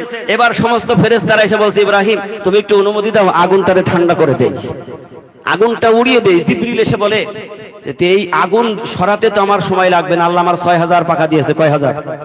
আমার সব অফ থাকবে, একটা পাকা ব্যবহার করব। নমরুদের আগুন বঙ্গোপসাগরে ফেলে দেব। ইব্রাহিম আলাইহিস সালাম সেদিন বলেছিলেন, আমি এমন কোন প্রভুর ইবাদত করি না যে এই প্রভু চোখে দেখে না, আমি এমন কোন মালিকের প্রশংসা করি না যেই মালিক নিজ কানে শোনে না। কারণ এই আগুন তো আগুন, আমার আল্লাহ তাআলা যদি ইব্রাহিমকে এরকমের 40,000 বার যদি এরকমের আগুনে পুড়িয়ে যদি আমার মালিক খুশি হয়, আমি তাতে খুশি। সুবহানাল্লাহ জোরে বলেন। ইব্রাহিম আলাইহিস সালামের ভিতরে ছিল কি? তাকওয়া, পরহেজগারি, ঈমানের তাজাল্লি ছিল। তিনি তাওয়াক্কুল করেছে ওই মালিকের প্রতি, কোনো ভয় ডর কিছু নেই। আমার আল্লাহ আমাকে বারংবার পুরাক। আল্লাহ তাআলা দেখলেন যে কারোর কাছে যখন লম্বা ঘটনা সাহায্য নেবে না, কোনো কিছু করবে না, ডিউটি তো কার? কারণ ইব্রাহিম আলাইহিস সালামের পোশাক খুলে নেওয়া হয়েছে যাতে তাড়াতাড়ি পোড়ানো যায়। আল্লাহু আকবার বলেন। যখন চরক থেকে ছেড়ে দিয়েছে, আগুনের মধ্যে পড়বে, কতটুকু সময় লাগবে? বেশি সময় তো লাগবে না, কারণ আগুনের লেলিহান শিকায় এত বড় হয়েছে, উপর দিয়ে কোনো পাখি উড়ে যাইতে পারে নাই। আল্লাহু আকবার। আল্লাহ তাআলা তখন জিবরিলকে বলছে, জিবরিল তুমি দেখেছো আমার বন্ধুর পোশাক সব খোলা? আমার বন্ধুর কি খোলা? পোশাক খোলা। জিবরিল আগুনের মধ্যে আমার পায়গম্বর চলছে, তুমি তাড়াতাড়ি গিয়ে পোশাক পরাও। জিবরিল আলাইহিস সালাতু ওয়াস সালাম বলেন, আমি তখন আমার 6000 ডানা ছেড়ে দিলাম যেন আমার খলিল ইব্রাহিম আলাইহিস সালাতু ওয়াস সালাম আগুনের মধ্যে না পড়ে। যা পোশাক পরিয়ে দে। জিবরিল এসে জান্নাতি পোশাক ইব্রাহিম আলাইহিস সালামের গায়ে দিয়ে দিলেন। আগুনের মধ্যে পড়ে গেল। আমার আল্লাহ তাআলা নোটিশ জারি করে দিলেন, কুলনা ইয়া না রুকুনি বারদাও ওয়া সালামান আলা ইব্রাহিম। আগুন রে, আমার ইব্রাহিমের জন্য শান্তিদায়ক হয়ে দাও। সুবহানাল্লাহ বলেন। তা আমার মুর্শিদ হযরত মাওলানা সুফি মুফতি আজান গাছী রাহমাতুল্লাহ আলাইহির কাছে দোয়া করছে, আর দরুদ পাঠ করছে। দরুদ মানে দোয়া করছে। এই দোয়া, আল্লাহ তুমি ওই রকমের রহমত শান্তি বর্ষণ করো যেই রহমত শান্তি বর্ষণ করেছিলে আমার পিতা ইব্রাহিম আলাইহিস সালাতু ওয়াস সালামের উপর। আমি হাক্কানি দরুদ শরীফ ব্যাখ্যা বলছি। তারপরে বলছে তার বংশধরের উপর। বংশধর কারা? ইসমাইল, ইব্রাহিমের বংশধর। সুবহানাল্লাহ বলেন। ইসমাইলকে আল্লাহ কি রকমের রহমত শান্তি দিয়েছিল? মা হাজেরা তাকে নির্বাসনে নিয়ে চলে গেলেন। কার কথায়? জোরে বলেন। তো নির্বাসনে যখন গেছে, খাবার পানি যাই কিছু দিয়েছে, ওটা কদিন চলবে? সেখানে তো ইনকাম নেই, ব্যবসা নেই, আর খাবার যাবে না। মরুভূমির মধ্যে আল্লাহর ইশারায় থুয়ে চলে এসেছে। হাজেরা সেখানে খুশি। যখন থুয়ে চলে আসে তখন স্বামীকে শেষ একটি কথা বললেন যে আমার স্বামী আপনি দাঁড়ান, একটু দাঁড়ান। আমাকে তো নির্বাসনে দিয়ে চলে যাচ্ছেন, ঠিক আছে, তো এটা আপনি নিজ ইচ্ছায় দিয়ে যাচ্ছেন না আমার আল্লাহর হুকুমে? ইব্রাহিম আলাইহিস সালাম বলেন, এটা আল্লাহর হুকুম। একটি বারও আর চিন্তা ফিকির করে নাই। সুবহানাল্লাহ জোরে বলেন। ভিতরটা ওই রকমের দিলটা তাদের শক্ত ছিল, ঈমানটা মজবুত ছিল। একটি বার চিন্তা করেনি, মালিকের উপরে ছুপে দিলেন, তাহলে আমার রক্ষণাবেক্ষণের দায়িত্ব কার? জোরে বলুন। আল্লাহর। তিনি তাওয়াক্কুল করলেন। কিন্তু খাবার শেষ হয়ে গেছে, পানি ফুরিয়ে গেছে, ইসমাইল ছটফট করছে ক্ষুধার জ্বালায়, বুকের দুধও শুকিয়ে গেছে। আল্লাহু আকবার বলেন। কি করুণ দশা! বুকের দুধ যখন শুকিয়ে গেছে, মা হাজেরা তখন নিজের জিহ্বাটা সন্তানের গালের মধ্যে ঢুকিয়ে দিয়েছে, যদি এক ফোঁটা পানি থাকে আমার সন্তানটা পান করে জীবন বাঁচাক। নিজের জিহ্বাও শুকিয়ে গেছে, কথা বলতে পারে না, এমন করুণ দশা। কিন্তু একটি বার আল্লাহর প্রতি বেজার শুনেছে, যেটা আল্লাহর হুকুম। কার হুকুম? আমাদের প্রতি কত হুকুম আছে আল্লাহর, আমরা একটা হুকুমও মানি না। কথা ঠিক না বে ঠিক? একটা হুকুম মানি। সময় থাকলে কিছু কথা বলবো। তো করলেন তিনি, হঠাৎ তাকিয়ে দেখলেন যে পাহাড়ের ওখানে বালি, দেখবেন যেখানে বেশি বালি আছে এই রোদের সময় ঢেউ ঢেউ করে, চকচক করে, মনে হয় পানির একটা ঢেউ চলছে, ঠিক না বলেন? হাজেরা দৌড়ায় চলে গেছে, যাই দেখছে পানি না, মরুভূমির বালি। আবার ওখান থেকে দৌড়ায় সন্তানের মায়ায় যে আমার সন্তানকে হয়তো বাঘে খাবে, বা আমার সন্তান মনে হয় আর নেই, মরে গেছে, আবার দৌড়াই আসছে। এরকমের দৌড়দৌড়ি করছে। এই জন্য এখনো যারা হজে যায় এই সাফা মারওয়া দৌড়দৌড়ি করতে হয় প্রত্যেকটা হাজির। সুবহানাল্লাহ জোরে বলেন। এই হাজেরার দৌড়দৌড়ি প্রত্যেকটা হাজির এখন দৌড়দৌড়ি করা লাগে। ওখান থেকে দৌড় দেয়, সন্তানের কাছে আসে, আবার দৌড়াইয়া চলে যায়, মনে হয় ওখানে বোধহয় পানি। এরকমের করতে করতে ইসমাইলের জীবন যাবে যাবে ভাব। খোদার যন্ত্রণা হোক আর না হোক, তিনি উপর হয়ে পা গুলি নাড়ানাড়ি করছে। হঠাৎ হাজের এসে লক্ষ্য করে দেখলেন ইসমাইলের আঙ্গুলের আঘাতে বালি সরে চলে গেছে, ওইখানে একটু গর্ত হয়ে গেছে। হঠাৎ ওখান থেকে মাটি ফেলে পানির ঝর্ণা বাহির হয়ে গেল। জোরে বলুন সুবহানাল্লাহ। হাজেরা তখন পানি চলে যায়, পাথরগুলি পাশে পাশে খাড়া করে দেয়, কিন্তু পানি ঠেকাইতে পারে না। এই পানি কার? জোরে বলুন। এই পানি হলো আবে জামজাম কুয়া। জোরে বলুন না সুবহানাল্লাহ। আজান গাজী রহমাতুল্লাহ আলাইহি দরুদের মধ্যে দোয়া করলেন, আল্লাহ তাআলা তোমার ইব্রাহিম আলাইহিস সালাতু ওয়াস সালামের উপরে যে রকমের রহমত শান্তি বর্ষণ করেছো এবং তার বংশধরের উপরে তুমি রহমত বর্ষণ করেছো। আজান গাজী রহমাতুল্লাহ আলাইহি হাত তুলে দোয়া করলেন, আল্লাহ ওই রকমের সালামতি শান্তি আমাদের উপরে বর্ষণ করুন। সুবহানাল্লাহ বলেন। কারণ আল্লাহ রাসূল বলেছে, কোন দুয়ার আগে আর পরে যদি দরুদ না থাকে, ওই দোয়া আমার মালিক আল্লাহর দরবারে কবুল হবে না। আল্লাহু আকবার বলেন। এই জন্য হাক্কানি আঞ্জুমান আজান গাজী রহমাতুল্লাহ আলাইহি যে আমলগুলি দিয়েছে, এই আমলগুলি সব আল্লাহর হুকুমের আমল। সুবহানাল্লাহ বলেন। সূরা ফাতিহা, সূরা ইখলাস, ফালাক, নাস, এটা কি উনি তৈরি করেছেন? তাহলে কোথা থেকে দিয়েছে? কালাম পাক। সুবহানাল্লাহ বলেন। কালেমা শাহাদাত, কালেমা লা হাওলা, কালেমা জিকরে আরশি, সুবহান কুদ্দুসুন, এগুলি সব হলো জিকির, আল্লাহর তাআলার হুকুম। জোরে বলুন সুবহানাল্লাহ। নিজের কোনো কিছু এখানে নেই। কথা ঠিক না বেঠিক? এই জন্য এই হাক্কানি দরবার, আমার মুর্শিদের দরবার হলো ওলি বানাবার কারখানা। যে কথা আমি বলতে বলতে রেখে আসি, মনে আছে যে আপনাদের বাড়ির কাছে হোমরা বাড়ি, মনে আছে কিনা? হোমরা বাড়ি, আরিফ বিল্লাহর বাদশা হয়ে গেলেন। কারণ নিজের জীবনকে সঁপে দেওয়াটা বড় কঠিন, আছে না নাই? আবু বকর সিদ্দিক রাদিয়াল্লাহু তাআলা আনহুকে রাসূল একদিন বললেন, আবু বকর তোমাকে একদিন যেতে হবে, আমার সাথী হতে হবে। কোথায় যেতে হবে জিজ্ঞাসা করেনি, যেতে হবে তো হবেই।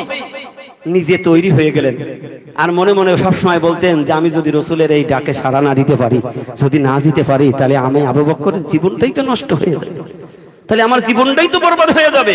তিনি সেই দিন থেকে তৈরি হয়ে গেলেন, রেডি হয়ে গেলেন। 6 মাস পরে হিজরত শুরু হলো। সুবহানাল্লাহ জোরে বলেন। কয় মাস পরে? 6 মাস বিগত হয়ে গেছে। আল্লাহ রাসূল ঠিকই ঘর থেকে বেরিয়ে পড়েছেন। তিনি আবু বকর সিদ্দিক রাদিয়াল্লাহু তাআলা আনহার দরজায় গিয়ে শুধু একটা টোকা দিয়েছেন। কিতাবে আসছে একটিবার টোকা দিলেন, আর আবু বকর সাথে সাথে দরজা খুলে দিলেন। সাথে সাথে গভীর রাত, আল্লাহ রাসূল আবু বকরকে সাথে করে নিয়ে বলেন, আবু বকর আজকের এই রাতটা বড় কঠিন রাত্রি, আজকে যদি তোমাকে বারংবার ডাকতে হতো, না জানি কি ঘটে যেত। কারণ সেনাবাহিনী সব গ্রেফতার করে রেখেছে, আমি ঘর থেকে বেরোতে পারি না, সব দাঁড়িয়ে রয়েছে। কিন্তু আল্লাহ রাব্বুল আলামিন বললেন, ইয়া রাসূলুল্লাহ, হাবিবাল্লাহ, আপনি এক মুঠো মাটি তোলেন। আল্লাহু আকবার বলেন। আল্লাহর হুকুমে বিশ্বনবী এক মুঠো বালি তুললেন, আর বললেন এই বালিটা শুধু ছড়াই দেন, সূরা ইয়াসিন পড়েন। সব বালিগুলি আল্লাহ তাআলা তুলে সব সেনাবাহিনীর চোখে লাগাই দিলেন। চোখ জ্বলছে, আর আল্লাহ রাসূল ওই ফাঁকে বেরিয়ে যাচ্ছে।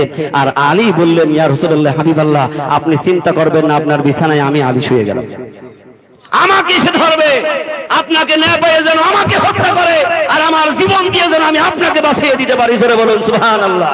হযরত আলী রাসূলের সেই বিছানার মধ্যে শুয়ে পড়েছে। এই জন্য আল্লাহ রাসূল বলতেন, আমি হলাম এই মদিনার শহর, আর হযরত আলী হলো এই মদিনার দরজা। জোরে বলুন। কিন্তু খলিফা হয়ে গেলেন কে? আবু বকর সিদ্দিক রাদিয়াল্লাহু তাআলা আনহু। রাসূলের সেই জামানাটা একটু লক্ষ্য করলেই বোঝা যাবে যে সেই রাসূলের দরবার আর কামেল মুর্শিদের দরবার একই দরবার রয়েছে। আজকে দেখেন 500 মুর্শিদ, আজকে মুর্শিদের কোন ছেলে বীর হয়েছে? কথা বলে বলেন না। যিনি উপযুক্ত, যিনি ওই জায়গায় বসার মতো ক্ষমতাবান, যিনি যতটা কবরিজগানি, যার মধ্যে দক্ষতা আছে, ওই মালিক আল্লাহ তাআলার পক্ষ থেকে তাকে বসিয়ে দেবেন। একটু লক্ষ্য করুন না। দেখেন আজান গাজী রহমাতুল্লাহ আলাইহি তিনি বিদায় নিলেন, যিনি মুয়াজ্জিনের কাজ করতেন, আবার রাজমিস্ত্রির কাজও করতেন। সুবহানাল্লাহ বলবেন না? তিনি আমার আপনার দ্বিতীয় মুর্শিদ হয়ে গেলেন আল্লাহর পক্ষ থেকে। আল্লাহর কাছে বংশের কোনো দাম নেই, বড় শিক্ষিতর কোনো দাম নেই, আপনি মুফতি মুহাদ্দিসের কোনো মূল্য নেই। ওই ব্যক্তির সবচেয়ে মূল্য যে যত আল্লাহকে ভয় করে চলে। আপনার ভিতরে কি জ্ঞান আছে না নাই, কি বুঝেছেন সেটা নয়, আপনি কত হাদিস পড়েছেন, কত কোরআন পড়েছেন, আল্লাহর কাছে এইগুলো দাম নেই। আপনার দাম হলো যতটা সে আল্লাহকে বেশি ভালোবাসবে, আল্লাহর কাছে তার ততটা দাম, ততটা মূল্য তার কাছে। সুফি মুয়াজ্জিন রহমাতুল্লাহ আলাইহি তিনি বিদায় নিলেন। ওই বাংলাদেশের টাঙ্গাইল জেলা কালীহাতি গ্রামটার কালীহাতি থানা আকসারান গ্রামের নাম, সেখান থেকে আল্লাহ তাআলা তাকে টান দিয়ে নিয়ে আরিফ বিল্লাহর বাদশা বানিয়ে দিলেন। আজকে অফিসে রহমাতুল্লাহ আলাইহি তিনি বিদায় নিলেন। সেই দরবার হলো আমার কামেল মুর্শিদের দরবার। আমরা গাদ্দারি করে কোনো কিছু করতে পারবো না, সরাতেও পারবো না, নড়াতেও পারবো না, ফেলে দিতে পারবো না, কারণ এই দরবারের মূলনীতি হলো কালাম পাক। জোরে বলুন। আল্লাহ রাব্বুল আলামিন তার গ্যারান্টি দিয়েছেন, ইউরিদুনা লিইউতফিউ নূরাল্লাহি বিআফওয়াহিহিম আল্লাহু মুতিম্মু নূরিহি ওয়ালাউ কারিহাল কাফিরুন। জোরে বলুন সুবহানাল্লাহ। আমি বলি ও গান্ডিতেরা, ও পণ্ডিতেরা, শোনো, আমার আল্লাহ তাআলা কালাম পাকের ব্যাপারে কি বলছে? ইউরিদুনা লিইউতফিউ নূরাল্লাহি বিআফওয়াহিহিম। তুমি মনে করছো তোমার মুখের ফুৎকার দিয়ে কালাম পাক নিভিয়ে দেবে? না না না, পারবা না, কারণ এই কালাম পাকের বাড়ি ঘর হলো লাউহে মাহফুজে। সুবহানাল্লাহ জোরে বলেন। কারণ ওখানে নির্দিষ্ট সুইচ রয়েছে। দুনিয়ার সমস্ত মানুষ যদি মনে করে মাইকটা ফু দিয়ে লিভিয়ে দেবো, পারবো কি বলেন? ওর একটা সুইচ আছে না নাই? সুইচটা টিপ দিলে কিন্তু নিভানো দেরি হবে না। আল্লাহ নিজে বলছেন এই কালাম পাকের বাড়ি ঘর আমি আল্লাহ লাউহে মাহফুজে রেখেছি, আর এর সবটুকু সংরক্ষণের দায়িত্ব আমি আল্লাহ নিজে হাতে নিয়েছি। তুমি যতই বিরোধিতা করো, যতই তুলে দিতে চাও না কেন, দুনিয়া থেকে আমার কালাম পাক তুমি সরিয়ে দিতে পারবে না। সুবহানাল্লাহ জোরে বলেন। এই জন্য কালাম পাক থাকবে কিয়ামত পর্যন্ত। হাক্কানি দরবার আজান গাছী রহমাতুল্লাহ আলাইহির দরবার কিয়ামত পর্যন্ত প্রতিষ্ঠিত থাকবে, এতে কোনো সন্দেহ নাই। সুবহানাল্লাহ জোরে বলেন। আল্লাহ রাসূল হিজরত করতে বেরিয়ে গেলেন, কি মায়া কি দয়া! আবু বকর সিদ্দিক রাদিয়াল্লাহু তাআলা আনহু পিছনে যাচ্ছে, পাটা উঁচু করে না। আহারে ভালোবাসা কারে বলে! পাটা বালির মধ্যে, মরুভূমির মধ্যে টেনে নিয়ে যাচ্ছে যে আমার হাবিব বিশ্বনবী হেঁটে যাবে, আর বালির মধ্যে রাসূলের কদম মুবারকের চেহারা দাগ থাকবে। আবু বকর সিদ্দিকের উদ্দেশ্য যেন আমি দাগটা মিটিয়ে দিতে পারি, যাতে অবিশ্বাসীরা ওই দাগ দিয়ে যাতে ধরতে না যেতে পারে। আল্লাহু আকবার বলেন। কি ভালোবাসা! গুহার মধ্যে ঢুকেছে।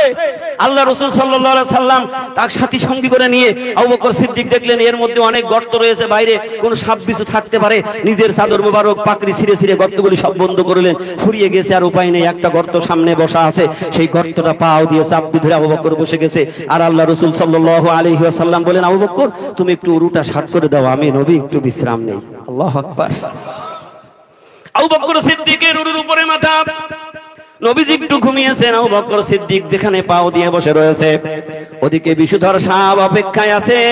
আলামিন সত্যবাদী বিশ্ব নবী মুহাম্মদ রাসূলুল্লাহর সাথে একটু দেখা করব, গর্ত পাই না, খুঁজে পাই না। দেখে আবু বকরের পা বারবার দংশন করে, পা সরা, কারণ তার মন নেই আবু বকরের কষ্ট দেওয়া, কিন্তু এই জন্য কষ্ট দিচ্ছে মায়া হলো বিশ্ব নবীর প্রতি, রাগ হয়ে গেছে।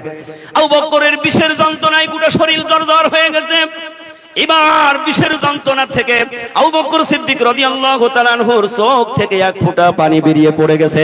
আবু বকর বুঝতে পারে না এই পানিটা গিয়ে পড়েছে বিশ্ব নবীর এই মুখের উপরে।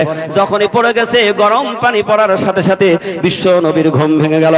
এবার ডাক দিয়ে বলে, আবু বকর এই পাহাড়ের গুহার মধ্যে তুমি এসে মনে হয় বাড়ির কথা মনে পড়ে গেছে, তোমার মা বাবার কথা হয়তো মনে পড়েছে, এই জন্য আবু বকর সিদ্দিক তোমার চোখে পানি। আবু বকর বলেন, ইয়া রাসূলুল্লাহ, হাবিবাল্লাহ, আমি যেদিন আপনার কাছ থেকে কালেমা পড়েছি ওই দিন থেকে ইয়া রাসূলুল্লাহ আমার মা বাবা সন্তান স্ত্রী পুত্র তো দূরে থাক, আমার কলিজার চাইতে আমি আল্লাহর রাসূলকে বেশি ভালোবাসি। ইয়া রাসূলুল্লাহ, ইয়া হাবিবাল্লাহ, আমি আবু বকর কান্দি না, বিষের যন্ত্রণায় আমার চোখ দিয়ে পানি বেরিয়ে গেছে, কারণ আমি পা দিয়ে রেখেছি, আমার পার উপরে বারবার সাপে দংশন করছে। আল্লাহ রাসূল বলেন, আবু বকর তুমি পা টান দাও। পাখানা টান দিলেন, রাসূল দেখলেন কতবার দংশন করেছে, ক্ষত বিক্ষত করে ফেলেছে। বিশ্ব নবী মুখ থেকে এক ফোঁটা থুতু মুবারক বের করে আবু বকরের দংশিত জায়গায় লাগিয়ে দিলেন। মিনিট দেরি হয় নাই, যত বিষ ছিল সবগুলি পানি হয়ে গেছে। বলুন সুবহানাল্লাহ। বিশ্ব নবীর এক ফোঁটা লালার দ্বারাই যদি সাপের বিষ পানি হয়ে যেতে পারে, তাহলে সেই নবীর মর্যাদা কত, সম্মান কত। সেই নবীর পেট মুবারকে পাথর বাঁধার যেই অংশটা, আবু জেহেলের হাতের মধ্যে যেই পাথর কালেমা পড়েছে তার এক টুকরো, এই যে দু টুকরো পাথর আমার মুর্শিদ কামেল মুর্শিদ হযরত মাওলানা সুফি মুক্তাদান গাছী রহমাতুল্লাহ আলাইহির দরবারে সংরক্ষিত আছে। জোরে বলুন না সুবহানাল্লাহ। এই দরবারটা এমনি এত দামি হয়নি, এই দরবারের মূল নীতি হলো আল কোরআন। সুবহানাল্লাহ বলেন। এই আল কোরআনের সাথে যে সাথী হয়ে যাবে সেও দামি হয়ে যাবে। আল্লাহু আকবার বলেন। এই জন্য কবিরা গান গাছে, আল্লাহকে যারা বেশেছে ভালো, দুঃখ কি আর তাদের থাকতে পারে, হতাশা কি আর তাদের থাকতে পারে। সামনে বাড়ালো পাজারা নতুন পৃথিবী গড়িতে,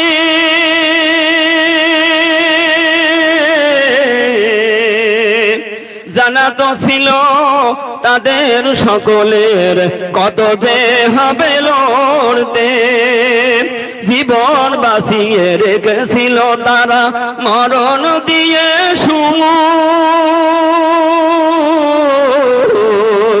আনবে আনবে ভাঙা মাছ না দে রাশেদার সেরাজু। জোরে বলুন সুবহানাল্লাহ।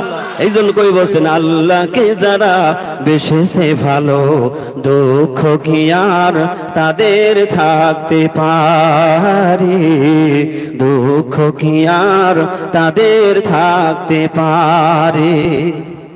যারা লইয়াছে মুখে আল কোরআনের বাণী, যারা লইয়াছে মুখে আল কোরআনের বাণী, হতাশা কি আর তাদের থাকতে পারে, দুঃখ কি আর তাদের থাকতে পারে। জোরে বলুন আল্লাহু আকবার। এই জন্য শেষ জামানার সংস্কারক, জামানার কুতুব আরিফ বিল্লাহর বাদশাহ এই জাতিকে উন্নতি করার জন্য, এই জাতিকে জান্নাতীওয়ালা বানাবার জন্য হাতে তুলে দিয়েছেন আল কোরআন। আর আল্লাহ তাআলা আর মুজিজার কথা বলেছেন, ওয়ালাকাদ আতাইনা সাবাম মিনাল মাসানি ওয়াল কোরআনিল আযীম। আমি আল্লাহ তাআলা 7 আয়াত বিশিষ্ট মহা কোরআন দান করেছি। কে বলেছে? জোরে বলুন। সেই মহা কোরআন তুলে দিয়েছে আমাদের হাতে কামেল মুর্শিদ হযরত মাওলানা সুফি মুফতি আজান গাছী রহমাতুল্লাহ আলাইহি। জোরে বলুন সুবহানাল্লাহ। তাহলে আমাদের ভয় কোথায়? ভয়ের আছে মুর্শিদ যে কথা বলেছে এই কথার উপরে যদি আমি থাকতে পারি, কোন জায়গায় ভয় ডর চিন্তা পেরেশানি থাকবে না। হলো একটা বিনা কাজায় 5 ওয়াক্ত নামাজ। কয় ওয়াক্ত নামাজ? 5 ওয়াক্ত নামাজের পরে কালাম পাকের জিকির। 3য় নম্বরে শর্ত হলো হালাল রুজি রুটি। একটু চিন্তা করে দেখি না, হালাল রুজি রুটি যদি না থাকে তাহলে আমার আপনার ইবাদত আল্লাহর দরবারে কবুল হবে না। বর্তমান জামানায় সুদকে মানুষ ইন্টারেস্ট আর লাভ অংশ বলে চালায়, ঠিক কিনা বলেন? আপনারা ভালো আছেন মাশাআল্লাহ, আপনাদের দেশে সুদের কারবার নেই। সুদ হলো জঘন্যতম একটা গুনাহ, এর চাইতে জঘন্য গুনাহ খুঁজে পাওয়া। সুদের ব্যাপারে আল্লাহ তাআলা বলছেন যে সুদের বড় গুনাহ হলো আল্লাহ আর আল্লাহ রাসূলের সাথে যুদ্ধ করার গুনাহ, নাউজুবিল্লাহ বলেন। আর ছোট গুনাহ হলো নিজের মায়ের সাথে জিনা করার সমতুল্য, নাউজুবিল্লাহ নাউজুবিল্লাহ। তাই জামানার মুজাদ্দিদ হযরত মাওলানা সুফি মুফতি আজান গাছী রহমাতুল্লাহ আলাইহি এই জঘন্যতম মহা পাপ থেকে বাঁচার জন্য 3য় নম্বর শর্ত হলো সুদমুক্ত জীবন তৈরি করতে হবে। 4র্থ হলো তাকওয়া পরহেজগারি করতে হবে সাধ্যমতো। তাহলে সে ব্যক্তি কি হবে? আল্লাহর জান্নাতি হয়ে যাবে। সুবহানাল্লাহ জোরে বলেন। আপনি কত মুফতি, কত মুহাদ্দিস, আপনি কত ডিগ্রি অর্জন করেছেন, আল্লাহর কাছে এই দাম হবে না। আপনি কতটা নেক আমল করতে পেরেছেন, এটাই আল্লাহর কাছে সেই দিন দামি হবে। আল্লাহ সেই দিন জিজ্ঞেস করবে না যে তুমি কি হাফেজ ছিলে না কারি ছিলে না মুফতি ছিলে না মুহাদ্দিস ছিলে, কথা জিজ্ঞেস করবে না। আল্লাহ বলবেন মার রব্বুকা ওয়া মান দীনুকা ওয়া মান নবিয়ুকা। প্রশ্ন কয়টা? জোরে বলুন। এই 3টে প্রশ্ন করা হবে। 1 নম্বরে বলা হবে তোমার রব কেডা। দুনিয়ার মধ্যে যদি না চিনা হয় তাহলে জায়গা মতো চিনা দেবেন, ঠিক না বেঠিক? একটা উদাহরণ দেখবেন আপনার এলাকায়, ওই যে কি থাকে জানেন, চেয়ারম্যান আছে না, পৌরসভার প্রধান মনে করেন, এখন প্রধানের সাথে যার কোনোদিন পরিচয় নেই, দেখাশোনা নেই, কথাবার্তা নেই, এখন উনি ওখান থেকে প্রত্যেক লোকের 10 কেজি করে দিয়েছে। দেখা লোকগুলার খুব সুন্দর ভালোবাসা দিই। আপনি যাই বলবেন প্রধান মিয়া আমি তো আপনারই ভোট করেছি, আপনার নির্বাচনের আমি একজন লোক ছিলাম কর্মী, তা আমার একটু চাল বেশি দেন না। বল ভাই বেটা তো বাড়ি কোথায়? কোনোদিন দেখা হয়নি, ও বলবে যে আমার এলাকার নাই মনে হয়, এই কথা বলবে না? বেটা আমি তোর চিনি না, ঠিক না বে ঠিক? কবরে গিয়ে যখন জিজ্ঞেস করা হবে আল্লাহ কিছুই বলবেন না, বান্দা তখন বলবে লা আদরি, আমি তো কিছুই জানি না। ওমান দিন ওকা, ও বলবে এটাও তো আমি জানি না। ওমান নবী ওকা, আহারে কপাল পোড়া। যখন রসুলের কথা বলা হবে, হাদিসের মধ্যে আসছে মাহাজার রজুল, রসুলকে যখন দেখানো হবে সেই সময় চেহারা মুবারক, যে ইনি কে, যিনি রসুলের সুন্নতের ইত্তেবা করেছেন দেখেই চিনতে পারবে। আমরা হাজার হাজার বছর পরে আসছি, তাও দেখে চিনতে পারবো। সুবহানাল্লাহ বলেন। রসুলকে দেখে চিনতে পারবো রসুলের সুন্নতের ইত্তেবা করার কারণে, ও দেখেই জবান দিয়ে জারি হয়ে যাবে। কবরওয়ালা বলবে মা কানা মুহাম্মাদুন আবা আহাদিন মির রিজালিকুম ওয়ালাকিন রাসূলুল্লাহি ওয়া খাতামান নাবিয়্যিন। ইনি হলো আল্লাহর দোস্ত হাবিব বিশ্ব নবী জনাবে মুহাম্মদ রাসূলুল্লাহ সাল্লাল্লাহু আলাইহি ওয়াসাল্লাম, তিনি আমার নবী। সুবহানাল্লাহ বলেন।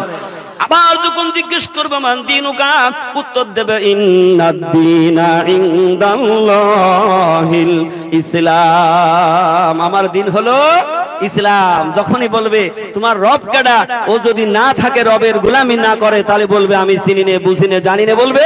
আর যদি সে রবের গোলামি করে থাকে, সঙ্গে সঙ্গে জবান থেকে জারি হয়ে যাবে। ও ডাক দিয়ে বলবে আমার রবকে আল্লাহু লা ইলাহা ইল্লা হুয়াল হাইয়ুল কাইয়্যুম, আমার মালিক হলো আল্লাহ।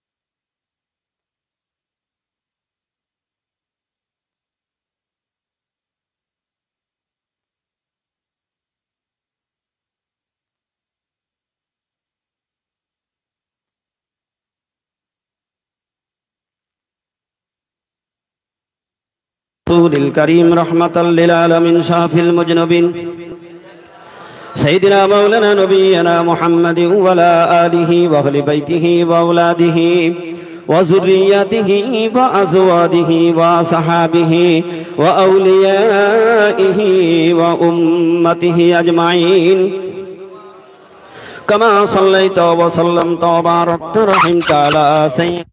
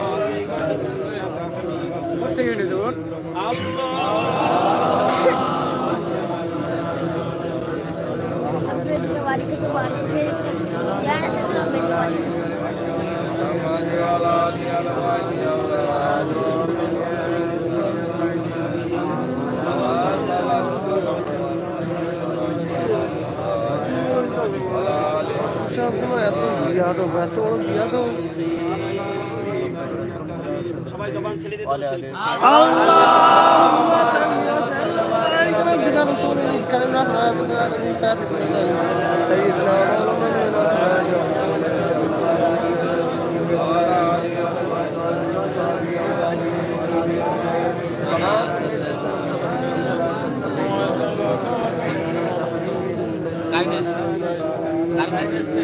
কারেন্স একে বদমাইশ করে মেন ফেলছে কি ঠিক আছে। وبارك على عبدك الرسول الكريم رحمة للعالمين شافي المذنبين سيدنا مولانا نبينا محمد وعلى آله وأهل بيته وأولاده وذرياته وأزواجه وصحابه وأوليائه وأمته أجمعين كما صليت وسلمت وباركت رحمت على سيدنا إبراهيم ইন্নাকা হামিদুম মাজিদ। আজকের আমার আয়াতের মূল আলোচনা ছিল আল্লাহর বন্ধু যারা তাদের কোনো ভয় নেই, ডর নেই, কোনো চিন্তা পেরেশানি নাই। তো যে কথা বলতেছিলাম যে রাবিয়া বসরি রহমতুল্লাহ আলার জন্য আল্লাহ তাআলা কি করলেন যে আমার কাবাকে তুলে দিলেন, যাও ওরে স্বাগতম জানাও, ঠিক না বে ঠিক? তো রাবিয়া বসরি রহমতুল্লাহ আলাই হঠাৎ কাবা দেখে থমকে দাঁড়িয়ে গেলেন। আল্লাহ তাআলার পক্ষ থেকে গাইবে আওয়াজ এসে গেল, রাবিয়া তুমি কি খুশি হওনি? আরে বাবা, কাবা তোর সামনে চলে গেছে, কাবা গিয়ে তোর ইস্তেগফার করছে, তাও কি হয়নি খুশি? আল্লাহ রাব্বুল আলামিন বলেন, রাবিয়া তাহলে তুমি বলো কি করলে তুমি বড় খুশি হবে বলো। রাবিয়া বসরি রহমাতুল্লাহ আলাইহি সেদিন বলেছিলেন, মালিক তুমি কাবা দিয়ে আমার স্বাগতম জানিয়েছো, আমি এতে বড় খুশি নই। আমার নামটা যদি তোমার ওই সকল বন্ধুর দপ্তরে, যাদেরকে তুমি ফকিরি দপ্তর দিয়েছ, আল্লাহ ওই দপ্তরে আমার নামটা যদি তুমি লিখে দিতে, আমি রাবিয়া বসরি বড় খুশি হয়ে যেতাম। আল্লাহ রাব্বুল আলামিন ডাকতে বললেন, রাবিয়া তুমি এখন এই স্তরে দাঁড়িয়ে রয়েছো, এখনো তুমি যে রাস্তায় দাঁড়িয়ে আছো ওখান থেকে এখনো আমি মালিক আল্লাহ তাআলার ফকিরি দপ্তর যাইতে হলে 70 ধাপ এখনো বাকি রয়েছে। সুবহানাল্লাহ জোরে বলেন। আমার কামেল মুর্শিদ হযরত মাওলানা সুফি মুক্তাদান গাছী রহমাতুল্লাহ আলাইহি তিনি 22 জন কামেল ওলি আল্লাহর দরবারে গিয়ে তাসাউফের জ্ঞান অর্জন করলেন। 22 জন ওলি আল্লাহর মাদ্রাসায় লেখাপড়া করে 8 জন কামেল ওলি আল্লাহর কাছ থেকে পীরে সিলসিলা খলিফা প্রাপ্ত হয়ে গেলেন। তারপরে তিনি একটানা 14টি বছর শরীর জঙ্গলে সাধনা করে ওখান থেকে ফকির দপ্তর হাসিল করলেন। খিজির আলাইহিস সালামের সাথে সাক্ষাৎ হলো। প্যারে নবী মুহাম্মদ রাসূলুল্লাহ সাল্লাল্লাহু আলাইহি ওয়াসাল্লামের সাথে দিদার হয়ে আমার মালিকের আদেশে তিনি এই 4টি সূরা 5টা কালেমার ওজিফা নিয়ে বাগবাড়ি মানিকতলায় এসে ফকিরি হুজরা মুবারক কায়েম করলেন। আর মুর্শিদের থেকে কোনো কিছু গ্রহণ করলেন না। একটা জিনিস লক্ষ্য করবেন, একটা চেরাগ যদি এক জায়গায় কেউ জ্বালিয়ে দেয়, ওই চেরাগ থেকে গোটা পৃথিবীর মানুষ চেরাগ ধরিয়ে নিয়ে যাবে, কিন্তু মূল চেরাগ ঠিকই থাকবে, ওই চেরাগের আলো কমে যাবে না। জামানার মুজাদ্দিদ হযরত মাওলানা সুফি মুক্তাদান গাছী রহমাতুল্লাহ আলাইহি বাগবাড়ি মানিকতলায় একটা প্রদীপ জ্বালিয়ে দিলেন, আর এর থেকে কিয়ামত পর্যন্ত ওলি আল্লাহ বাহির হতে থাকবে। সুবহানাল্লাহ সুবহানাল্লাহ। সেই দরবার হলো হাক্কানি দরবার, আমার কামেল মুর্শিদের দরবার হযরত মাওলানা সুফি মুক্তাদান গাছী রহমাতুল্লাহ আলাইহির ফকিরি হুজরা মুবারক। সুবহানাল্লাহ বলেন। এই জন্য আমাদের প্রত্যেকের দরকার ওই মুর্শিদের সাথে সঙ্গ দেওয়া, মুর্শিদের সুহবত ইখতিয়ার করা, ওইখান থেকে যেই কথাটা হবে সেই কথার উপরে আমার আপনার জীবন পরিচালনা করা। কারণ আমরা সব কবরের যাত্রী, বেশি দিন থাকতে আসেনি। ইমাম তিরমিজি রহমাতুল্লাহ আলাইহি তিনি বলেছেন, মানুষ সব ব্রিজের উপরে, ব্রিজ চেনেন? কেউ বলে পুলের উপরে, পুল চেনেন না আপনারা? একটা পুল পার হতে বেশি সময় লাগে? আপনাদের দেশে যত বড় সেতুই হোক পার হতে বেশি সময় লাগে না। তে মানুষ তো পুলের উপরে, কখন পার হয়ে চলে যাবে, কখন চলে যাব?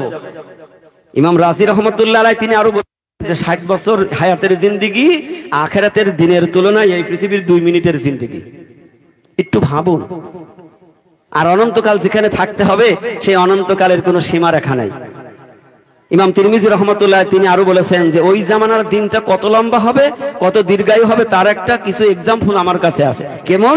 যে এই 7 আসমান জমিন ভরা সরিষার যদি দানাগুলি যদি গাদা দেওয়া হয়, চেনেন তো এগুলি সব? আপনারা অনেক চাষি মানুষ, আপনাদের মাঠে অনেক সরিষার ফসল দেখছি। তো এই ফসল 7 আসমান জমিন ভরা। তো তিনি বলছেন যে আসমান থেকে একটা ছোট্ট পাখি উড়াল দিয়ে আসবে, একটা দানা নেবে। কয়টা দানা? দানার কোনো অভাব আছে? 7 আসমান জমিন ভরা দানা, একটা দানা নেবে, এই দানাটা নিয়ে গিয়ে 40,000 বছর আরাম করবে। আবার 40,000 বছর পরে এসে একটা দানা তুলে নেবে। ইমাম তিরমিজি রহমাতুল্লাহ আলাইহি কিতাবে বয়ান করেছেন, সূরা আসরের তাফসীর করতে গিয়ে তিনি বলেছেন যে ওই জগৎটা কত লম্বা হবে যে ওই পাখিটাই তুলতে তুলতে সব দানাগুলা আকাশের উপরে তুলে নিয়ে চলে যাবে। সুবহানাল্লাহ জোরে বলেন। বলছে সব তুলে নিয়ে যাবে, কিন্তু তারপরও পরকালের জিন্দেগি শেষ হবে না। তাহলে সেই জিন্দেগির জন্য আমার আপনার কামাই করার দরকার আছে না নাই? তাহলে আমরা যারা বেনামাজি, আমাদেরকে নামাজি হতে হবে, আমাদেরকে সুদমুক্ত জীবন তৈরি করতে হবে, আর এই কালাম পাকের সাথে সম্পর্ক করতে হবে। আল্লাহ তাআলা নিজে বলেছেন, ওয়ালাকাদ আতাইনা সাবআম মিনাল মাসানি ওয়াল কুরআনিল আযীম, আমি 7 আয়াত বিশিষ্ট মহা কোরআন দান করেছি। এই জন্য জামানার মুজাদ্দিদ হযরত মাওলানা কিতাব রিসার্চ করে দেখলেন যে সূরা ফাতিহা যদি কেউ একবার তেলাওয়াত করে 20 পারা কালাম পাকের নেকি তার আমলনামায় হাসিল হয়ে যাবে। জোরে বলুন সুবহানাল্লাহ। সূরা ইখলাস 3 বার পড়বে, 1 খতম কালাম পাকের নেকি তার হাসিল হয়ে যাবে। সূরা ফালাক আর নাসের তেলাওয়াত করবে, জাদু টুনা বান রোগ শোক বালা মুসিবত তার থেকে সব দূর হয়ে যাবে। সুবহানাল্লাহ বলেন। আর এই যে মুবারক লঙ্গ কামেল মুর্শিদ বলে এইটাকে শুকবে একটা জিনিসের ওসিলা নিয়ে, যে আমার এই হয়েছে, আল্লাহ তুমি রহম করো, কারণ এই জিনিসটা পাক আছে, মুবারক আছে, এই জিনিসটা অত্যন্ত দামি রয়েছে। জোরে বলুন সুবহানাল্লাহ। কারণ রাসূলের সংস্পর্শে থাকার জিনিস, আর সেই কালেমা পড়েছে যেই জিনিসে, সেই জিনিসটা মুর্দা হতে পারে না, সেই জিনিসটা জিন্দা আছে। সুবহানাল্লাহ জোরে বলেন। সেখান থেকে এটা অনেক বিস্তারিত আলোচনা, আমি সেদিকে যেতে চাচ্ছি না, আল্লাহ পাক কোনোদিন বলালি সেদিন শুনবেন। এই জন্য আমরা সবাই যাত্রী হইলাম কোথাকারের, মনে থাকে না? কোথাকারের যাত্রী না মনে করছেন কলকাতার যাত্রী, না কেউ মনে করেছেন শিয়ালদার যাত্রী, মনে করছেন হুজুর বোধহয় যাত্রী বা বাসে চলাতে বলবো কিনা। না, আমরা যাত্রী হইলাম কবরে, যাত্রী হইলাম। আরে বাবা, পরকাল তো পরে গো, আগে তো যাইতে হবে কবরে। কবরের পরেই না ওই স্টেশন শুরু হবে। প্রথম স্টেশন যেমন আপনার এই দেশের প্রধান স্টেশন হলো যেমন শিয়ালদা বা অন্য হাওড়া এরম বলেন, তা আমার আপনার আসল স্টেশন হইল কবর। জোরে বলুন। কবরে যাবেন না কে আছেন একটু দেখা করবেন আমার সাথে? কে বলেন? এখানে কোনো বাহাদুরি চলবে না, যাইতেই হবে। ডাক হয়ে গেলে তুমি যত বড় পণ্ডিতই হও সেখানে যা। বাদশা সেকেন্দার জুলকারনাইন মৃত্যুর সময় বুঝতে পেরেছেন 7 রাজ্যের বাদশা, মুরসিয়ার মধ্যে ওনার নামটা বলা হয়। আল্লাহু আকবার। মানুষকে সতর্ক করার জন্য। এর মধ্যে আবার বলা হয় আখের ফানা মুবারক, হয়ে কথাগুলো বলা হয়। কেউ আবার প্রশ্ন করে যে এই কথাগুলি কোরআন হাদিসে আছে, আমি তুমি কোরআন পড়োই তো নেই। সূরা রহমানের মধ্যে আল্লাহ বলেন কুল্লু মান আলাইহা ফান ওয়া ইয়াবকা ওয়াজহু রাব্বিকা যুল জালালি ওয়াল ইকরাম। এখানে বলা হচ্ছে এই পৃথিবী একদিন ধ্বংস হয়ে যাবে, সব ফানা হয়ে যাবে, কিছুই হবে না। আল্লাহ বলছে সূরা রহমানের মধ্যে কুল্লু মান আলাইহা ফান ওয়া ইয়াবকা ওয়াজহু রাব্বিকা যুল জালালি ওয়াল ইকরাম। তো এই যে মৃত্যু হবে, আমার চলে যেতে হবে, পৃথিবীও ফানা হয়ে যাবে। জামানার মুজাদ্দিদ হযরত মাওলানা সুফি মুফতি আযান গাজী রাহমাতুল্লাহ আলাইহি মৃত্যুর কথাটা বলতে গিয়ে স্মরণ করো, জলবা সিংহে একদিন হামবে ইসে সুরতসিয়া আখির ফানা আখির ফানা আখির ফানা। এটা কোরআনের দলিল। আল্লাহ নিজে বলছে কুল্লু মান আলাইহা ফান ওয়া ইয়াবকা ওয়াজহু রাব্বিকা যুল জালালি ওয়াল ইকরাম। জোরে বলুন সুবহানাল্লাহ। হাক্কানি আঞ্জুমান যেটা করে কোরআন এবং হাদিস সম্মত। সুবহানাল্লাহ। বিস্তারিত বলার সময় নেই। তো এই জন্য আমরা সবাই যাত্রী কোথায়? কবরের যাত্রী। সবাই চলে যাব না? অবশ্যই চলে যাব। এই জন্য আমরা প্রত্যেকেই যেন আমল করতে পারি। কি পারি? আমল করতে পারি। তো সেই আমল যদি আমার আপনার না হয়, তাহলে কবরে গিয়ে হিসাব দিতে কোন জমিনের মাটি আমার হবে গোরস্থান, কোন জমিনে